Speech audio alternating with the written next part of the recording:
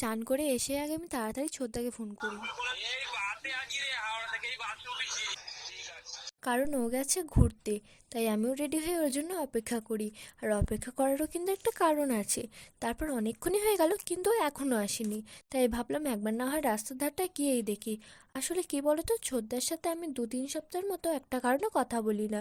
আর আমার নিজের দাদাও নেই, তাই যাদেরকে ছোট থেকে দাদা বলে জানি তাদের সাথে কিভাবে কথা না বলে থাকি। আমি বসে আছি দেখে পাশের বাড়ি একটা ভাই ওর পায়রা টেনে আমায় দেখায়। তারই মধ্যে ছোদ্দা চলে এসেছে দেখে আমি ওর পাটা ধুয়ে দিই, কারণ ও গিয়েছিল তারাপীঠে। এর আগেও যখন ও তারকেশ্বরে গিয়েছিল তখন আমি ওর পা ধুয়ে দিই, কিন্তু তখন আমি ভিডিও করতাম না। আর আমি তো দক্ষিণেশ্বর ছাড়া আর কোনো জায়গাতেই যাইনি, তাও সেই অনেক ছোটোবেলায় গিয়েছিলাম দক্ষিণেশ্বরে। পরে ছোদ্দা চান করে এসে ও যা যা জিনিসগুলো আনে সেগুলো বার করে দেয়। তারাপীঠে গেছে আর ওখান থেকে প্রসাদ আর পিকচার আনবে না তা কখনো হয়?